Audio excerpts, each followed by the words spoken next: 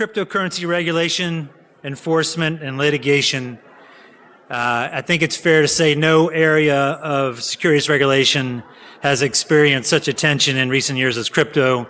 2023 is absolutely no exception, and there's been nothing but an explosion in 2023. So let me start off by introducing Steve Buchholz, our SEC panelist. He's worked as a senior official in the SEC's Division of Enforcement in San Francisco for nearly 20 years, and he's now Assistant Regional Director, been also a member of the Market Abuse Unit since its formation in 2010, and of course a member of the Crypto Assets and Cyber Unit, which will be quite helpful for this conversation.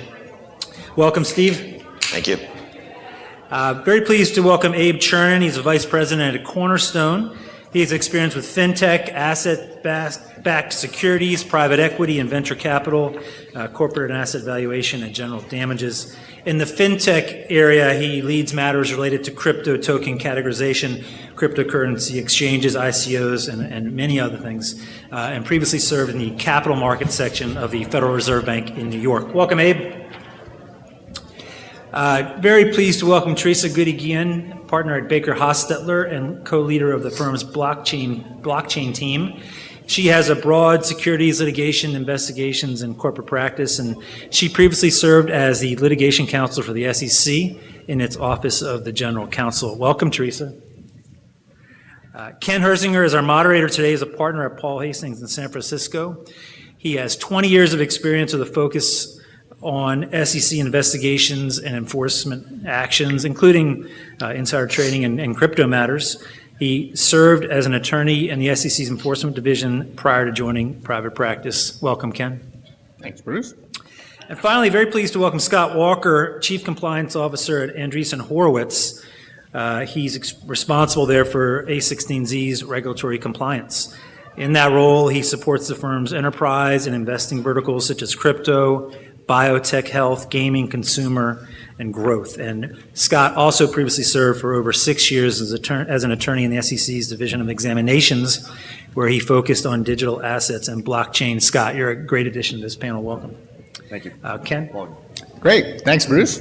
And pleasure to be the moderator for this panel. It's a really esteemed group.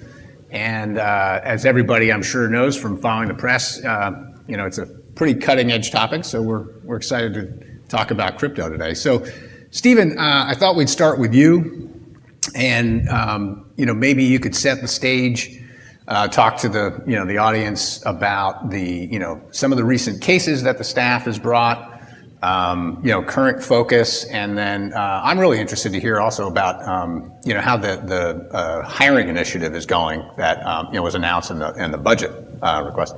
Sure, happy to do that. And before I get started, I'll give the standard. These remarks are my own, reflect my own views and not necessarily others at the Commission or the Commission itself. So thank you. I appreciate the opportunity to be here today. Yeah, it's been a busy year for the Crypto Assets and Cyber Unit. A lot of activity, and I believe the expansion was announced about a year ago. It has grown significantly in size. I think currently more than 50. Roughly double what it was. The name included crypto assets to reflect not just cybersecurity, and it continues to have a focus in both areas, crypto assets and cybersecurity. On the crypto side, we think of it as basically covering the waterfront of registration and fraud involving crypto assets.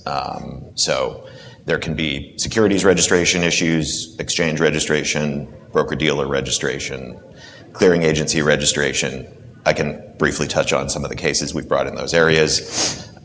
Various, unfortunately, fraud schemes that touch on crypto assets, from the more garden variety type offering frauds that basically these days seem to all involve crypto, given the speed with which crypto can be moved offshore, immediately available offshore, to false and misleading statements related to offerings, more focused on crypto asset offerings that may also implicate registration issues. So there have been a lot of cases in the past year bringing together various forms of those issues. Also, market manipulation related to crypto asset markets, promotions and touting without disclosure of compensation. We've had more cases in that space. And I think that's kind of the landscape. And insider trading, you can't forget, of course. And insider trading, yeah, can't forget that. Yeah. Right. On the cybersecurity side, very briefly, we have focused on public company disclosures related to cybersecurity incidents. Also, the regulated space, broker-dealer, investment advisor, controls and policies related to cybersecurity.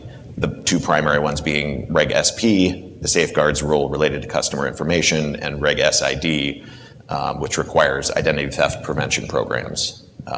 Those are kind of the primary areas. But for today, I'll touch a little bit on some of the more high-profile and significant cases that we brought.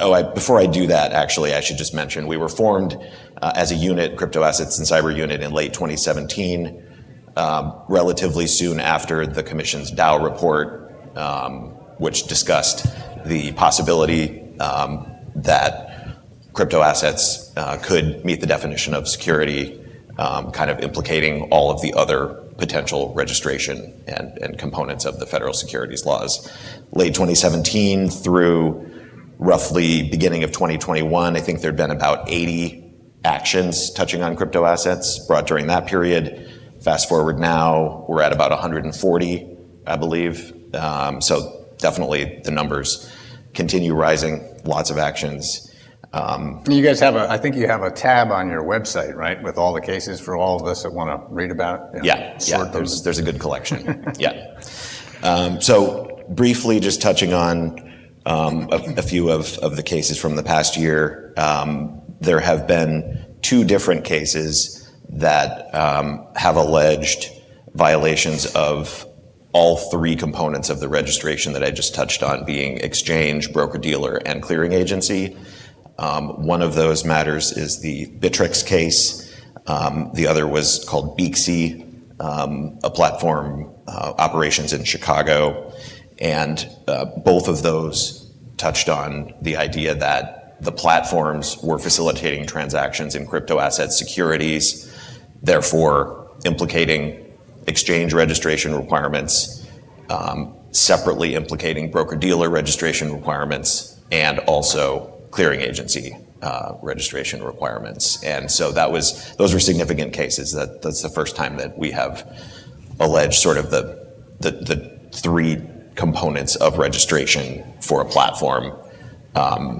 And the components of those are in litigation. Components were settled. So we'll see how the litigated components go forward.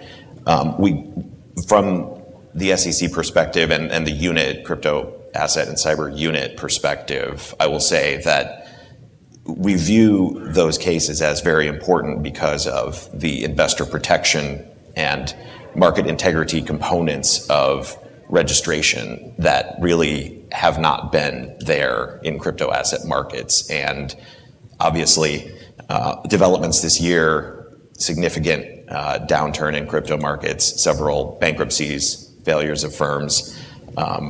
They're obviously important cases to remind folks that the protections that come along with registration are there for investors and for the markets themselves, frankly. And so some of the other cases that I'll mention will touch on components that really demonstrate, in our view, why those protections are necessary. The lack of surveillance, market oversight, controls that are built into regulated markets have not been there and create a lot of risk for investors. So I guess moving forward to other significant cases, the FTX collapse was obviously a very significant event. Several cases that are in litigation right now or partly settled and partly in litigation. We filed an action in the Southern District of New York against Sam Bankman-Fried related to FTX International, focused on investments in the entity, as well as representations about the use of customer funds in the international platform. Other other members of the leadership team there were also charged in separate actions and partly settled those actions, but the litigation continues. A very significant litigated matter that was filed is the Do Kwon Terraform Labs case, also from just a few months ago. That involved the Terra USD coin, which about a year ago, I believe at the conference, was sort of in the process of cratering, which by most accounts is a very significant component to the developments in crypto markets since last year, which really have not recovered. Yeah, and we're going to come back and talk a little bit about the stablecoin, and we'll touch on that again. Yeah. Yeah, the allegations in that it's a litigated matter, but they involve multiple tokens, not just the Terra USD, the Luna coin, other components, and there are registration and fraud components to those allegations as well. And then another one more recently that involves registration and fraud, including alleged market manipulation. We're alleging wash trading and other forms of manipulation, is the Justin Sun Tron BTT kind of enterprise, which involved multiple tokens, market making type trading activity. And again, it's a litigated matter, but all of those sort of touch on large enterprises, multiple tokens, and allegations that there was a lot of risk and that there was securities fraud in connection. And the first two have parallel criminal matters going on, right? Is the Tron as well, or no? Correct. I don't believe, actually, I have to put a pin in that one. Okay. I should know if there's a parallel. And Scott, you do you mind if I mention Kraken? Because I thought that was a novel legal theory, and I think that was a pretty interesting case. All right, so the SEC filed an enforcement action on Kraken back in February of this year, and alleged the offering and sale of an unregistered security in connection with the staking as a service program that Kraken was offering. And so the SEC alleged that the scheme itself was the security. And I think that it's probably worth to note, and I'd love to hear your thoughts on it, Steve, that by way of background, staking is simply a way of validating transactions and securing various blockchain protocols. And so it's kind of a cybersecurity mechanism that has with it a component for participants that are participating in that process to earn new crypto assets that are native to that particular blockchain. And the program that Kraken, which is also a domestic trading platform or exchange, was offering was for clients or customers that wanted to participate to transfer their assets to Kraken, which then pooled them and then staked them at the relevant protocol. And then the proceeds of that were then determined by Kraken, distributed to the various customers, and then Kraken maintained some of those rewards for itself for the fee. And I think the reason why I bring it up is that it was novel, and it definitely for the kind of the private side, the industry, created kind of a hair on fire moment where there was a great deal of concern that staking itself was considered to be the creation of a security by the SEC. I think that was an unfair read of the enforcement action. I thought the commission did a good job of kind of making clear that it's the specific facts of that program that was problematic from a securities law lens. And there was a great deal of discussion about the pooling mechanism, the fact that the returns were a function of Kraken's discretion and the liquidity associated with the assets weren't commensurate with what would have happened had those customers themselves directly staked on those protocols. It's an interesting issue, and you're right, the hair on fire. I got many questions from clients. I still get questions from clients. What about what all of us consider sort of more pure staking, right? Proof of stake, protocol. You have to stake a certain amount of crypto of some kind, right, to make the wheel turn. I think the staff did make the allegations clear in the press release and stuff, but the question still remains, and a lot of people are still asking that. So it's not quite, I think, as clear and definitive as some of us would like. I think the very easy conflation of the two is between the press release and rhetoric that support, or the kind of media tour that supported the enforcement action. The enforcement action itself, I think, was quite clear. But yes, of course, I think I would probably offer that critique to a number of different matters. But I don't know, Steve, if you have. Yeah, I guess just to kind of reiterate the actual allegations in the complaint that were made that went along with the settlement. We alleged under Howey investment contract analysis focused on Kraken's efforts, investors being passive, looking to a return, having a reasonable expectation of profits, investing money through committing their crypto asset to the program, giving up control of the crypto asset such that they're not able to use it for other investments while it's bonded and staked. Kind of the traditional analysis, and focusing also on the representations made by Kraken regarding the value of their efforts and how significant those efforts were, how passive, how easy this was, the marketing of the returns, annual percentage, yields, income. So but definitely very separate and distinct from what the underlying protocol may have been that Kraken actually bonded to and validated or didn't validate transactions for, any of the underlying analysis. It really is sort of regardless of the underlying protocol. This is an investment contract at the Kraken product level. Yeah, but more analogous, I guess, to like some of like people refer to them as the earn cases, which the staff alleged as securities under the Reeves test, right, as notes, or alternatively. Right. Yeah, and in the Nexo case was a pretty significant case in that area, the borrowing and lending products. BlockFi was one that came out, I think, in the previous year. That's right, and those actually have done the analysis under both Howey and Reeves. Those can have note components, and we've alleged that they do. But yeah, the expectation of returns and the passive investment based on the efforts of others being crucial.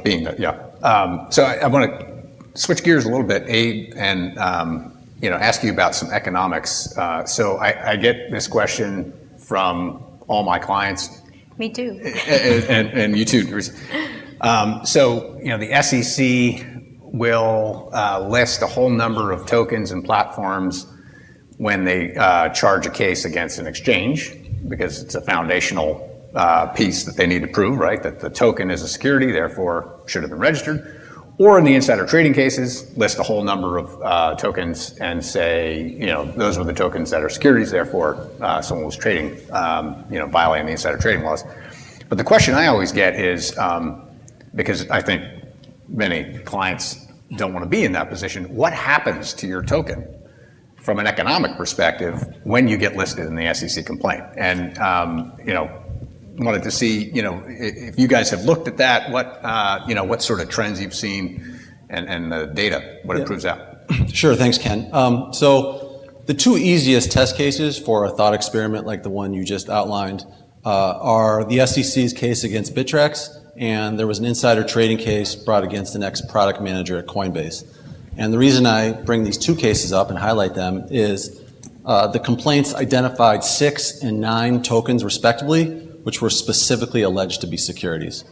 And I think that these are two cases that are useful because specific tokens are mentioned in the complaint, so we can look at any resulting price movements from the tokens in light of the complaint. But there are also not so many tokens listed that it's challenging to disaggregate token-specific price movement with movement in the crypto market as a whole. And not to bury the lead, looking at these two cases as proxies, we do not observe lasting negative token-specific price movements immediately after the suits when they're filed. So in other words, for the rest of us, no price reaction, negative price reaction? And so they do produce move crypto prices as a whole a bit, via concerns about adoption of the technology, regulation fears, et cetera. But it's really hard to see a negative impact on individual tokens when they're named in a suit against the platform. And it may be a surprising result to people in this room and the panelists, but it's actually not that surprising to me because we've noticed over the years that in general, token prices are very highly correlated with one another, even with a big news event like a lawsuit or something like that. Crypto token prices move the most on days around days where there are concerns about general demand and adoption of the technology. For example, the day that China said that they were banning crypto, markets went wild. And on those days, everything moves at once. Now, we have seen across a large cross-section of tokens that the days when token-specific returns are significantly different than the market, it's not from a lawsuit against the platform. Sometimes you have no idea why token prices are moving at all, but when we can discern what's actually going on, it's usually around the health and the strength of the underlying protocol of the token, right? So it's not because of a specific lawsuit. And if you think about it, this, in my mind, makes sense because if you're used to traditional equities, the factors that drive prices we all know, right? They're a company's profits, growth, overall financial health. So in the equity world we're all used to, adverse news can move prices down, and positive news can move prices up. But for crypto tokens, with goals of a robust decentralized network of users, there are factors outside of traditional financial metrics that tend to indicate the overall health and strength of a given protocol. So those protocol-related issues aren't really at issue in a lawsuit like the SEC versus Bittrex, right? Yeah, there's still liquidity, potentially foreign exchanges, international exchanges. Exactly, and the way to think about that, Ken, is if you want to trade Apple stock, right, you have to go to NASDAQ to buy and sell the stock. With tokens, even when they're named in, say, the Bittrex lawsuit, you can just move your trading activity to a different, maybe non-US based exchange. So that generally minimizes delisting and liquidity risk. So in my mind, that's why you don't, surprisingly, maybe for some, don't see a whole lot of price movement in the context of these platform litigation. And is there any correlation with like BTC, ETH? Do you see that with certain tons? Tokens? Yeah, tons. So the market moves together, right? So you think about it as I think in my mind, the risks associated are regulatory risks, adoption risks. So when something affects Bitcoin, it affects a lot of the tokens downstream. Yeah, almost like an index of the larger token market. Yeah. So we touched on stablecoins before, but Teresa, I wanted to ask you to discuss the Terra Labs case and discuss a little bit about more in depth of stable coins, right? And the CFTC's taken the position that stable coins are commodities, and the SEC's taken the position at least that some stable coins are securities. So which is it? Is it one or the other, or what are the cases playing out so far? Yeah, so that's not such an easy question to answer. And it's, everything is facts and circumstances depending on the particular asset. So here, a particular stable coin. And I think something that's important to keep in mind is it's not necessarily really the stable coin that is the security. It's the entire contract and the scheme around the sale, the offer and sale of that stable coin. So it's not necessarily the asset itself. And so when we talk about is something a security or not, it's important not to conflate the underlying asset with the complete contractual relationship of the entire transaction. So yeah, we have the SEC and the CFTC a couple of years ago seemed to agree that fiat-based stable coins were under the CFTC's jurisdiction. The CFTC chair still says that that's his view. The SEC chair has changed course and has said that most most digital assets are securities except for Bitcoin. So that leaves stablecoin, even fiat-based stablecoins, up in the air. And I think they showed that when the SEC issued a Wells notice to Paxos, alleging that Binance's USD, which is a fiat-based stablecoin, is a security.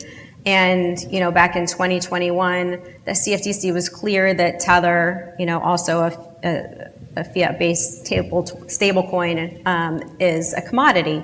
And so you can't look at, fiat-based versus algorithmic, because you see them both having taking jurisdiction over the fiat-based.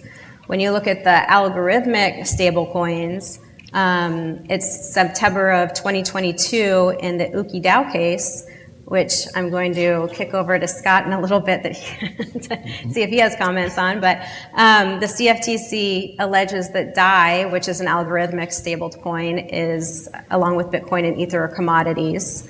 And then, as Kenneth mentioned in February of this year in the Terraform case, the SEC alleged that the algorithmic stablecoin Terra USD, which is UST as a security, along with 4 other assets it alleges are a security.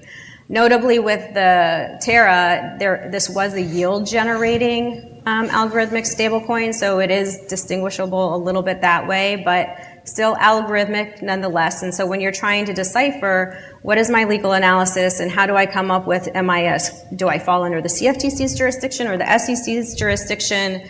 In looking at the economic realities, it can be difficult because even the Commodities Exchange Act and the Securities Exchange Act and Securities Act all kind of show that there is going to be some overlapping jurisdictions. So the Commodities Exchange Act says nothing contained here should supersede or limit the jurisdiction conferred on the SEC. In the SEC's definition of a security, it always has the caveat that unless the context otherwise requires. And that oftentimes applies when something is otherwise regulated, and therefore the securities laws are unnecessary for that particular asset. And so, the agencies here, because, we're one of the only countries that has 2 different agencies that are regulating commodities and securities, the agencies have to work collaboratively and cooperatively together. And so, with that wiggle room in the definition and having each agency taking jurisdiction over seemingly similar assets, it can be very confusing, and there's a lack of clarity for the industry. It certainly can, yeah. I think there's also probably worth noting how the use of the proceeds from the issuance of the stablecoin. So to the extent that you get into Investment Company Act land, if those proceeds are used to carry a portfolio in excess, comprised of securities, the constituents of which are in excess of 40%, might implicate further. I was going to say you had 3 layers, but you're right, there's really 4 layers. There's the stablecoin itself, it's what it's pegged to, it's how it's marketed, and then it's what you do with the proceeds. All can change the analysis of whether it's a security or a commodity, I guess, or theoretically both, and which that one's always kind of stumped me. That I guess theoretically, Stephen could be charged by both agencies for on the same instrument, depending on how it was used, and what I would say generally is we really do go, like Teresa said, we go back to the economic realities and all of the representations and agreements and understandings and marketing around the overall scheme. And I mean scheme in the general sense. And the way that, it can vary greatly. We have seen, I think, in the last year how important it is to kind of dig beneath the labels, like stablecoin. You really couldn't look at Terra USD and call that a stablecoin, at least not in the practical sense of the word. So asset reference tokens, like there are other more neutral ways to describe tokens, and from what we do, we are focused on the realities, not the labels. Labels are often an indication that someone's trying to sort of gloss over the details in the hopes that that folks won't realize there's a huge difference in the way that these things operate. So the operations tend to and can be very complex. Some, like I said, maybe not. Maybe it's just a traditional old offering fraud using the latest lingo, but a lot of them are very complex. And I think you've seen in the cases we've brought that we've hired not just more investigative attorneys and trial counsels, also specialists who are really good at helping us get into the details of what's really going on. So Teresa, I'll give you the last word on stablecoins. Is there any final thoughts on whether it's one or the other or where this might go next? One of my recurring kind of themes as I go through these different analyses is I always go back to the general purpose of the securities laws as a disclosure regime and fixing that information asymmetry between a promoter on the one hand and an investor on the other, and the purpose of the disclosures. And with stablecoins, it really is kind of dependent because the goal there is pegging it to something, right? And so the business goals and the business fundamentals and things that you would find in a 10K or 10Q are kind of distinct than what its purpose and intention is of pegging. And so, I think in coming up with which regulator should exert jurisdiction over which asset, one, there has to be clarity because there is that overlap, and two, like what makes sense? What's practical? Mm-hmm. Yeah. What can you actually disclose about either and how it's being used? And I'm just curious, do you think that this is ripe for congressional action? Stablecoins relative to any number of other questions concerning digital assets. I think digital assets are ripe for legislative action. I meant stablecoins in particular. It seems like that's kind of an easier. Yes. Yeah. I mean, that's the general. I think. It seems like stablecoins would be an easier first step or easier push to kind of get the legislation moving, because these big comprehensive bills are very difficult to move all at once. So I would think stablecoins could move it, get the legislative wheels turning a little faster. Yeah, I think that makes a lot of sense. So we talked a little bit about staking as a service and the Kraken case, and just interested, Stephen, it was the staking as a service program, right, was sort of the issue that the staff charged on, and that can be, as we discussed before, right, that can be different from sort of traditional blockchain staking, right? And I was just interested, we had a discussion beforehand with you and Abe about how that all interplays, with sort of the economics, right? You've got, different flavors, but if you could say from sort of an economic perspective, what was it about that case, right, that the staff was focused on? It was the pooling the use, essentially, of the funds?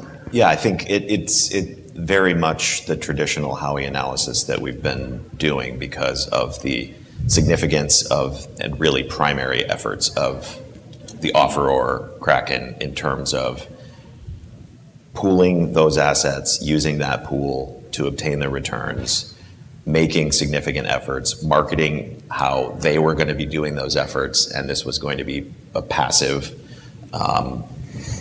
investment with an expectation of return by the holder of the asset, and really kind of meeting all of those aspects. There were significant components to what they added to the program that we highlighted in our complaint in terms of instant or near instant liquidity, no or low minimums, differences in what someone would experience if they were trying to stake on a blockchain generally. Again, directly. There can be differences among the different blockchains, but the focus that we had at the Kraken level, at the platform level that was offering this program, was based on what they added and provided and offered in the product.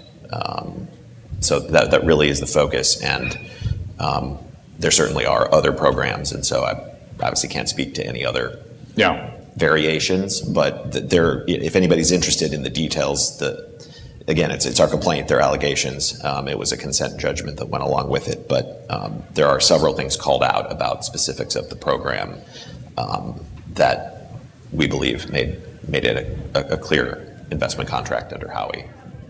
And Abe, picking up on that from an economic perspective, as Stephen said, there's lots of different staking type programs and actually even traditional staking, there's different types of staking. So from an economic perspective, what did you find sort of interesting? What were the takeaways from that case, the settlement and how that perhaps differs from some other products you looked at? Sure, and just as a general rule, I'm getting all this information from public user agreements, right? So take that for what it's worth.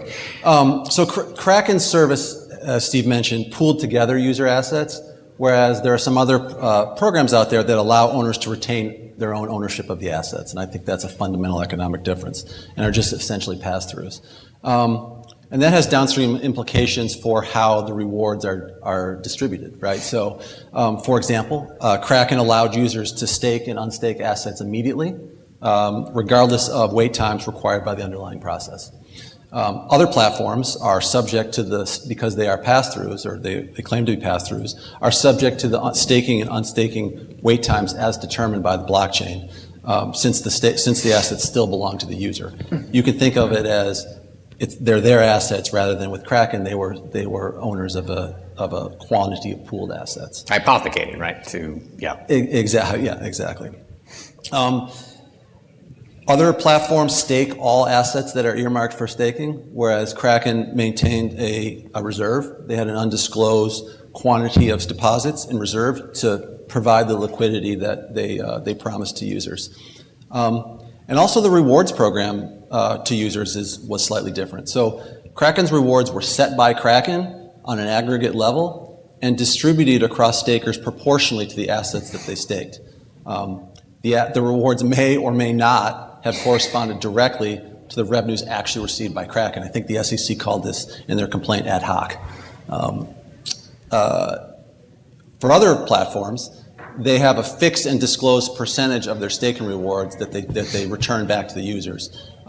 So in the case of, in these cases, they take a publicly disclosed percentage cut as a fee, essentially, for facilitating the staking. Now, why does this matter from an economic point of view?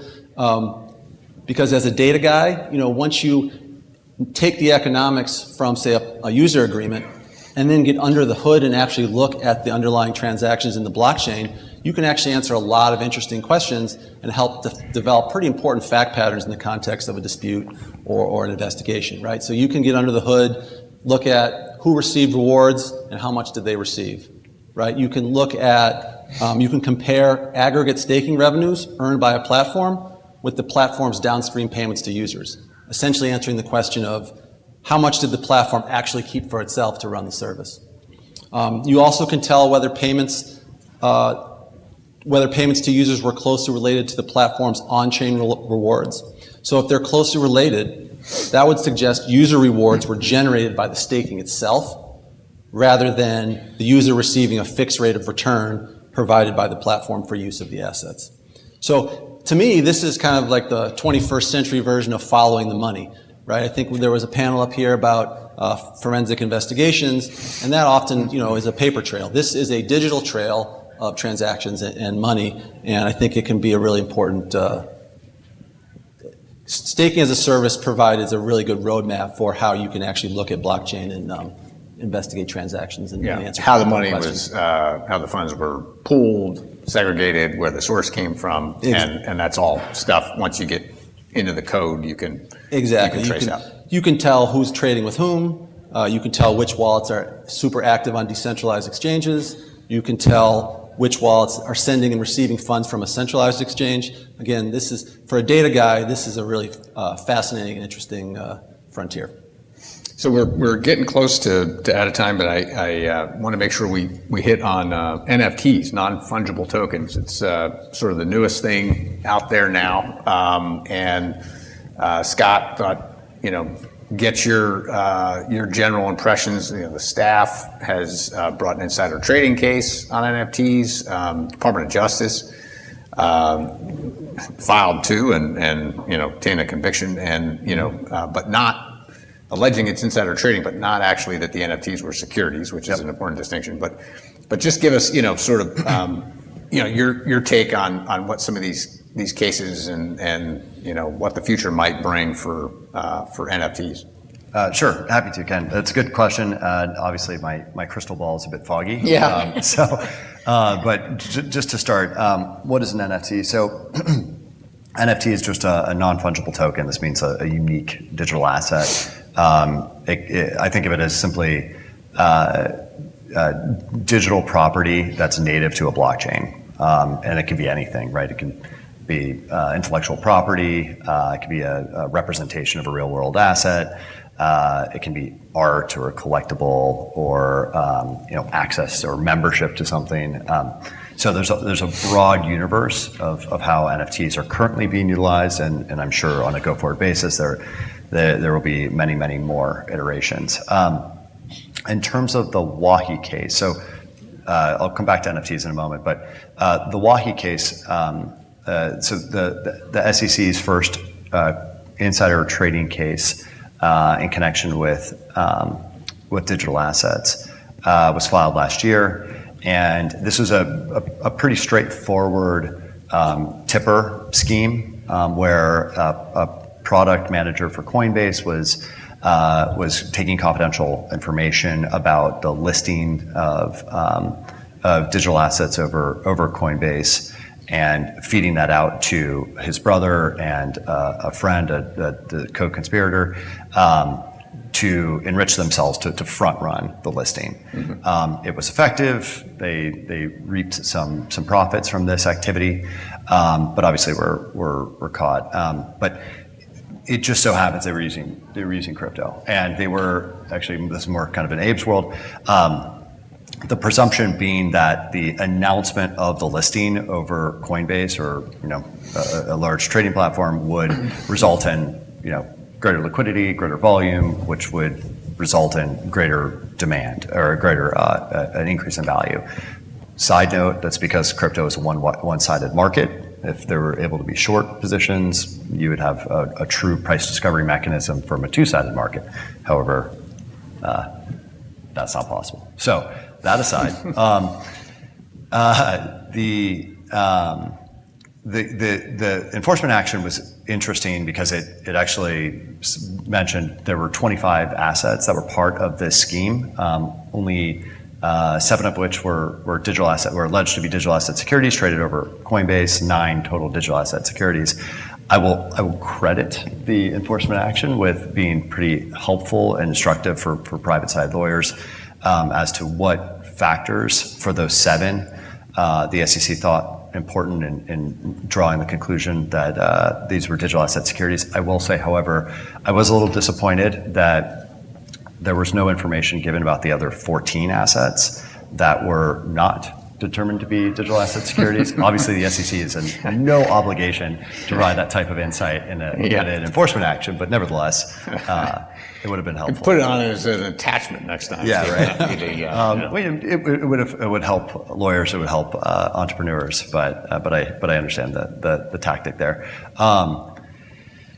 So to contrast that with the DOJ's case against Nathan Chaston, who was an employee at OpenSea, which is an NFT marketplace. Think eBay for NFTs, who was engaged in a scheme to again front run the promotion of NFTs, NFT collections, and of specific artists. On the OpenSea website, and he would front run that information and use that to his advantage to trade in and out of various NFTs. None of the assets, so that was purely a DOJ indictment for wire fraud and money laundering, both of which result, both indictments successful convictions on the part of the DOJ. The SEC did not file an enforcement action, a parallel action. So I think that a conclusion can be drawn there that the SEC is not taking the position that those particular NFTs were digital asset securities. I think that it's pretty obvious that that the SEC is nonetheless monitoring the NFT space, but that to the extent the assets are merely collectibles or kind of single purpose assets, that one could infer that they're far likely to implicate the securities laws. Great. I think we are out of time, but I want to thank all of you for giving your insights into the crypto market, and should be another exciting year, I'm sure, in cryptocurrency and blockchain. Thank you, Ken.